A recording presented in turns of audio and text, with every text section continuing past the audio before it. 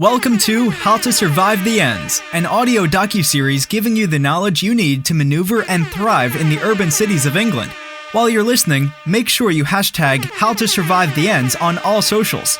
Let's now join our journalist in the field. Okay, let's have it! The roadman, like animals, have a desire to procreate. And for ghetto youth to procreate, he must woo a feminine humanoid. There are many locations this can take place. A local house party, over the socials, a nightclub, or on road. Just as a peacock opens his feathers to the onlooking bounty, so must the roadman show his greatest assets to gain the affections of a delightful dame. Essential to the mating dance is the preparation. And for the young Negro boy, am I allowed to say Negro? Scratch that. For the young Afro-Caribbean melanin-flavored teen, there is nothing more important than a trim. A trim is just another way of saying a haircut. And what a haircut can do to a hoodlum. Frankly put, the majestic skills a barber can do is the equivalent of a butterfly breaking free from his cocoon. Barbershops all over the inner city is packed, filled with testosterone-filled young males, rubbing their hands together with a cheeky grin, thinking their successful new hairstyle will afford them the opportunity to bear back some honeys later that night. I've never sent a full-on nude, ever.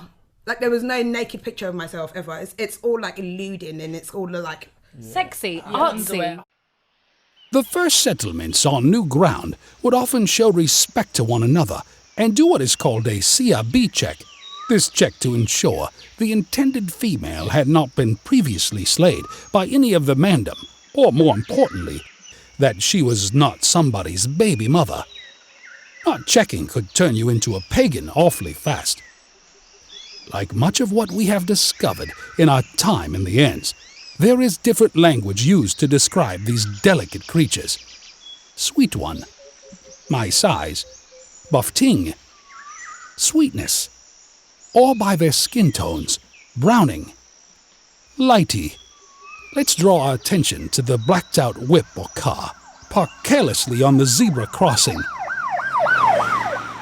The three young gentlemen are chatting about girls. One of them says, and I quote, "The ting about these ends is that all the tick brown skin have already been ran through by most of the mandem. Plus they are out here pushing pram and can't cook. That's why we need Fi Travel, Bristol, or Brom, and grab next fresh tings with back off." Describing a woman as tick means that a woman is of good shape, the type that would erect one's penis, making a man's imagination drift into an erotic state with little effort. Back off is a term to describe a fat ass, one which many men would love to tap. Courtship is yesteryears, would usually transpire over a number of dates, dinners, cinemas, walks in the park, and etc. But in the 21st century, with a young woman's desire to catch a thug with tattoos, money and dick worthy of catching anxiety, and a plethora of other mental health-related illness being the modern craze, entering into a sexual relationship overnight is not unusual in the hood, especially if you eat arse. But don't be fooled. Not all women residing in the hood are dopey airheads. Some are more savvy than you and I. Many hoodlums use a pretty face to set up robberies. So, here is our life rule for the fellow ghetto citizen. Never trust a pretty girl with big breasts and batty. She'll take your money and soul. Ravenous creatures. Thank you for listening to How to Survive the Ends. Tune in next week for another riveting journey through the wilds of the inner city, satire included.